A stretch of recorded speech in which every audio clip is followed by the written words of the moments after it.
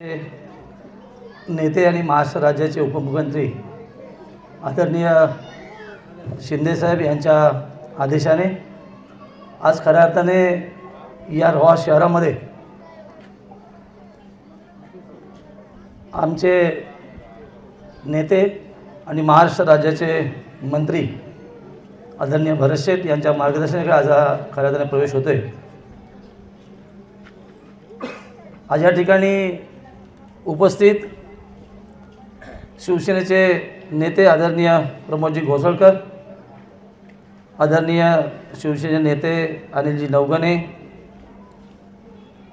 ज्यांनी या नगरीचं नेतृत्व केलं त्या माजी नगराध्यक्ष लालता प्रसादजी, ज्यांनी अतिशय सुंदररित्या आपल्याला मार्गदर्शन केलं ते आमचे नेते आदरणीय उस्मानजी रोहेकर,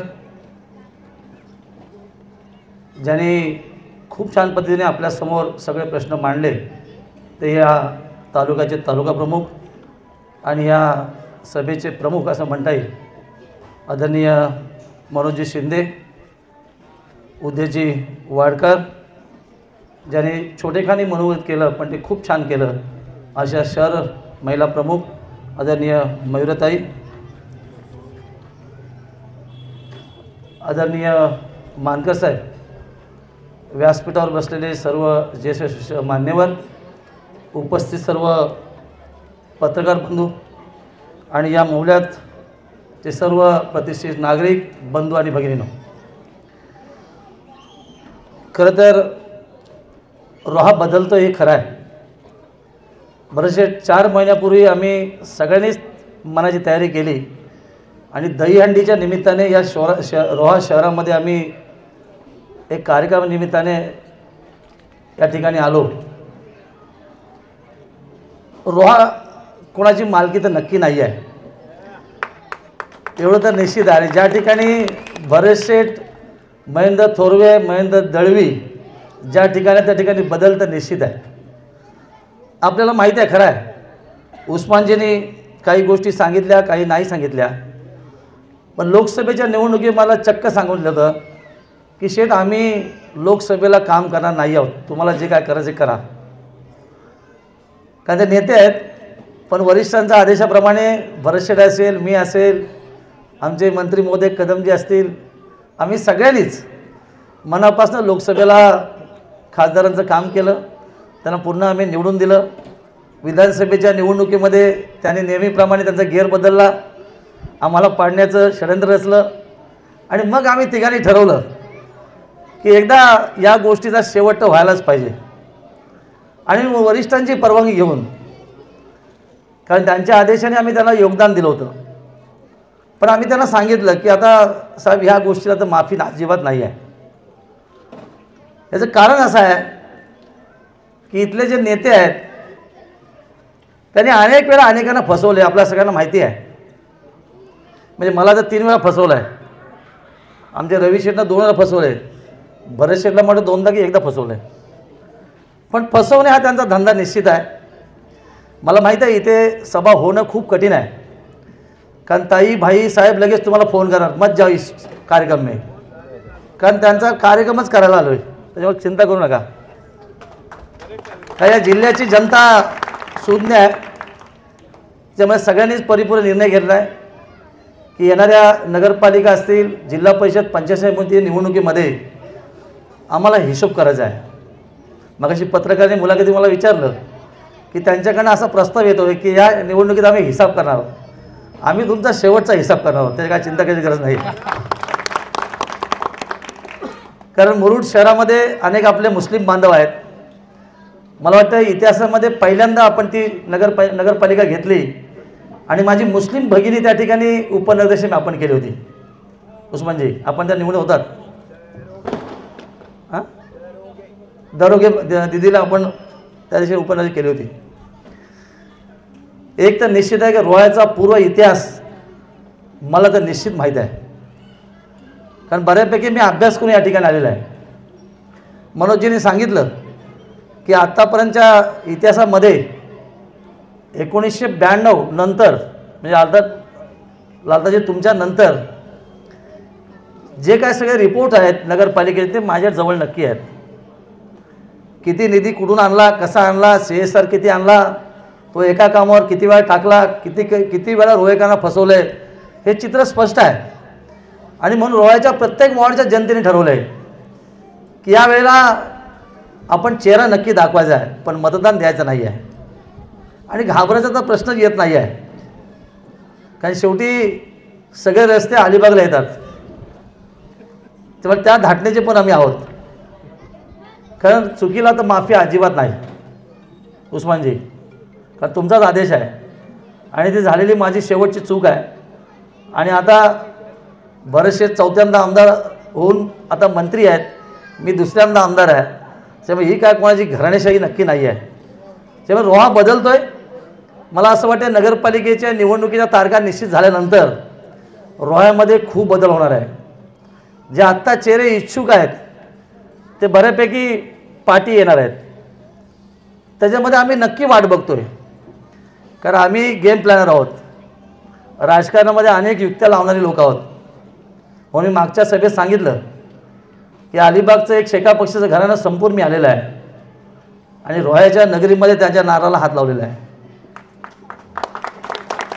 त्यामुळे आत्तापर्यंतचा इतिहास नक्की माहिती आहे. आता दादागिरी तर कोण घाबरत नाही, पण दादागिरी त्यांचं अंग नाही, आमचं आहे का खरं. पण आम्ही थोडं ते बंद केलं. आम्ही जनमानसामध्ये राहून लोकांची सेवा करणारे लोक आहोत. गरिबाला उगाच अन्याय म्हणजे त्रास देणं ही आमची संस्कृती नाही आहे. मला मगाशी वाटतं इजाजनी भाषण केलं ना, खूप अजीजनी खूप छान केलं.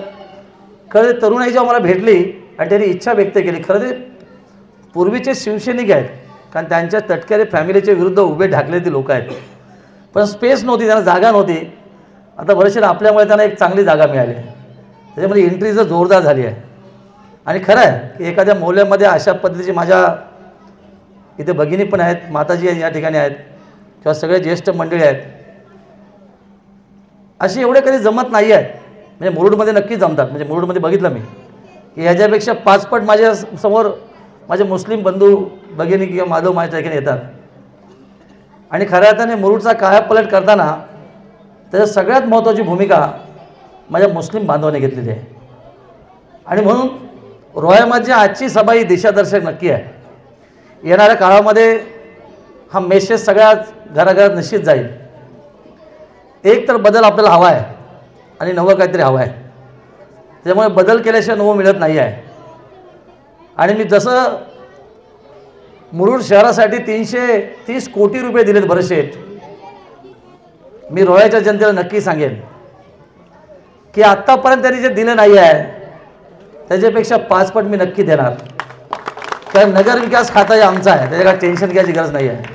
कोण मंत्री आहे, कोणाकडे काय खातं आहे, आम्हाला काही फरक पडत नाही आहे, कारण आम्ही शेवटी लढवई आहोत. आणि म्हणून रोह्यामधून सुरुवात करत असताना मध्यंतरी मी आल्यानंतर बघितलं की मार्केटमधून येत असताना रोह्याच्या जनतेचा चेहऱ्यावरचा भाव मी वाचलेला आहे. आणि मी चेहरा वाचणारा आमदार आहे, त्यामुळे मी फेस रीड करतो. चेहरा वाचणं मला नक्की जमतं. आणि मग बरेचसे त्या दिवशी मी येत असताना बघितलं, अनेक लोक हात करत होते, आशावादी होती की शेठ बदल करायला पाहिजे. आणि मला माहीत नाही, अतिशय सुंदर मनोजी आपण बॅनर तयार करून लावलात की रोह्यामध्ये बदल हवा आहे आणि होणार आहे. निश्चित त्याची आपण वाट बघतो आहे.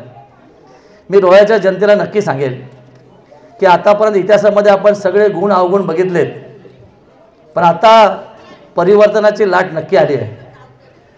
कारण ताई भाई साहेबांना थकले सगळे लोक, आणि हा इतिहास पुसला पाहिजे. खरं आहे, पिढी दर पिढी आता फुकट गेली आहे. आज आपण बघितलं 2-4 पिढ्यांचा आपण इतिहास बघितला तर आपल्या हातात काय नक्की नाही आहे. आज बघितलं आपण किती वर्ष सत्तेत राहून मग कधी मंत्री, कधी पालकमंत्री, नगरविकास मंत्री, हे सगळे पदं उपभोगली, पण रोह्यामध्ये इंटर झालं आपल्याला कळतं की अजूनही रोहा 10 वर्ष नक्की पाठी आहे. आणि मग तो बदलायचा आपल्याला. त्या बदलासाठी तुमची मदत ह्या निवडणुकीमध्ये सगळ्यात महत्त्वाची आहे. एक संधी देऊन बघा आणि मग आम्हाला प्रश्न विचारा. आता येतील उद्यापासून मौल्यामध्ये काही मान्यवर त्यांच्या लोकांना विचारतील ते कैसा हुआ बैठक, किसने लिया मीटिंग, चंद्र ठेवलीच ना. आता रोज रोह्यामध्ये बैठका सुरू होणार. कारण त्यांचं लक्ष आता रोह्याकडे लागलं आहे। एक तर निश्चित आहे, तुम्ही रोह्याकर, मी विनंतीपूर्वक सांगतो, ज्या दिवशी रोहा नगरपालिकेचा निकाल लागेल त्यावेळेला सफाया साफ होईल, काही थांबणार नाही आहे। कारण कायमस्वरूपी कोणाला काय दिलेलं नाही आहे। एकेकाळी अलिबाग कर शेका पक्षावाले सगळे सांगायचे की आयुष्यभर आम्हीच, पण जनतेच्या आशीर्वादाने त्यांना असे हद्दपार केलेत, त्यांना इंटरेस्ट ठेवली नाही आहे। आणि म्हणून रोहेकरांना माझी मनापासून विनंती आहे, आपण सगळे मनातले द्वेष बाजूला ठेवा। मी पक्षही बोलणार नाही आहे, एका सगळ्यांनी एका छत्रीमध्ये एकत्र या, पण ही बॅग या हद्दीच्या पार घालवा। हे जर राहिले तर शेवटी तुम्हाला काही हातात मिळणार नाही आहे। आणि म्हणून मी बघितलं आता मयुरीताईंची एंट्री झाली महिला म्हणून, की आमच्या सगळ्याच माता भगिनी खूप छान काम करतात, युवा सेना आमची खूप छान आहे। किंबहुना काल जेव्हा मी याच्याशी बोललो हिच्याशी, तेव्हा सगळं मी त्याला विचारून घेतलं एकंदर काय मौल्याची परिस्थिती आहे। मग त्यांनी मला पूर्ण ट्रॅव्हलशी सांगितली। आता रोह्यामध्ये बदल होत असताना अनेक नेते वेट अँड वॉचमध्ये आहेत, कारण त्यांची जी खेळी आहे त्याच्यावरती आमची खेळी निश्चित आहे, तुम्ही काळजी करू नका। ते जे डाव टाकतील त्याच्यावरती एक डाव सरस नक्की टाकू, त्याच्यामध्ये कुठेही चिंता करायची गरज आणि घाबरायचं कारण नाही आहे। कारण भरतशेठ आपले मंत्री आहेत आणि ज्या धाटणीने आम्ही शून्यातनं इथवरचा प्रवास आहे तो त्यांना देखील माहिती आहे, त्यामुळे कुठेही काही चिंता करायची गरज नाही आहे। रोह्याची जनता खरंच हुशार आहे, कारण एकंदर या सगळ्या उद्भवलेल्या परिस्थितीमध्ये प्रत्येक वॉर्डने जेव्हा मी अभ्यास केला, म्हणून जे आपल्या व्यतिरिक्त तेव्हा सगळ्या गोष्टीचं मी अवलोकन केलेलं आहे। मी स्पष्ट आज बोलणार निश्चित नाही आहे, कारण मला माहिती आहे उद्या ऑपरेशन 2 चालू होईल, इथे लगेच येतील आपल्याकडे, हे कैसा हुआ, कौन है इसका सूत्रधार, हे सगळे चर्चा सुरू होईल। पण यालाही आम्ही कुठेही कळून देणार नाही, निश्चित नाही आहोत। आणि मला माहीत आहे या सगळ्या गोष्टीनंतर उद्यापासून ती सगळी मंडळी रोह्यामध्ये वस्तीला येणार, ती काय इकडनं रस्ता सोडणार नाही आहे। आणि म्हणून रोह्याच्या सर्वांगीण विकासासाठी खऱ्या अर्थाने आपल्याला सगळ्यांना एकत्र येणं काळाची गरज आहे। आज आपण बघितले तर बऱ्यापैकी सगळ्या मौल्यांमध्ये शासनाचा निधी खूप चांगल्या पद्धतीने आपण वितरित केला आहे, चांगली कामं झालीत। मनोजींनी सांगितलं मी 5 कोटी दिले, त्याच्यापैकी 1,32,00,000 या रस्त्यासाठी आपण दिले आहेत मौल्यासाठी। पण अनेक आज तुम्ही खरं तर आज मुरुडमध्ये जाऊन बघा, मुरुडची जी आपण दफनभूमी बनवली आहे, कब्रस्तान, ते आपण बघून या। मला वाटतं महाराष्ट्रातलं सगळ्यात बेस्ट गार्डन असतं ते आपण बनवलं आहे, म्हणजे 2.5 कोटी रुपये त्याला मी खर्च केला आहे। आज तुम्ही म्हणजे बघून या सगळ्या गोष्टींनी, का इतर कामाला देखील मौल्यामध्ये मी खूप निधी दिलेला कार्यरत आहे। हे बघा, शेवटी आपण सेक्युलर तर निश्चित आहोत, सगळ्यांना बरोबर घेणार लोक आहोत। आता हे जे काय सांगतात यांची साथ सोबत कोणाबरोबर आहे हे तुम्हाला नक्की कळेल।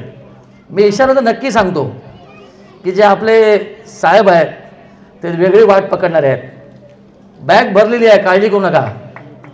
आणि गल्लीतून दिल्ली जाणार आहेत, ट्रॅक तर बदलणार, तुम्ही काळजी करायची गरज नाही आहे।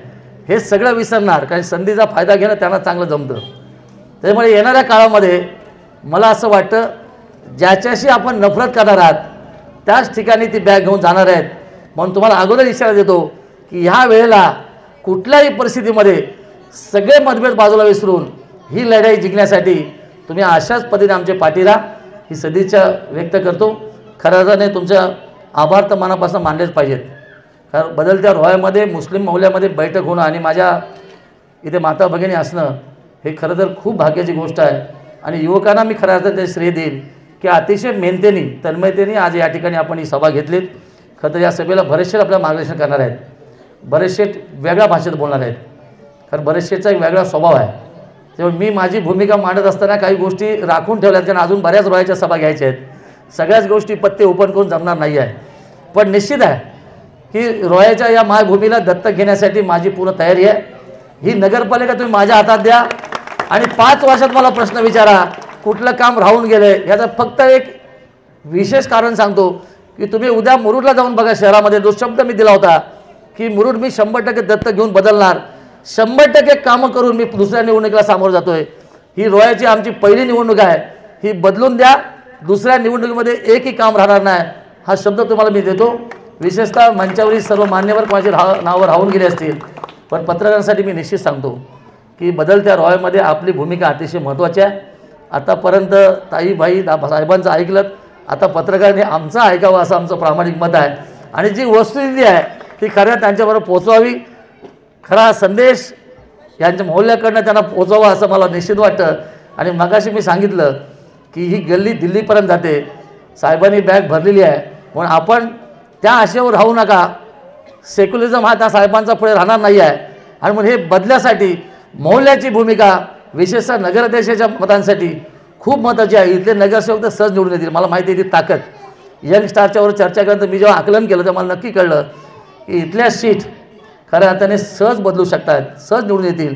आणि मग ह्या बदलत्या रॉयमध्ये खरं तर इथून सुरुवात करत असताना शेवटच्या वॉर्डपर्यंत हा बदल असाच चालू राहील एवढा आशावाद व्यक्त करतो. अतिशय सुंदर नियोजन आयोजन केल्याबद्दल मी आपलं मनापासून धन्यवाद व्यक्त करतो. जय हिंद, जय महाराष्ट्र.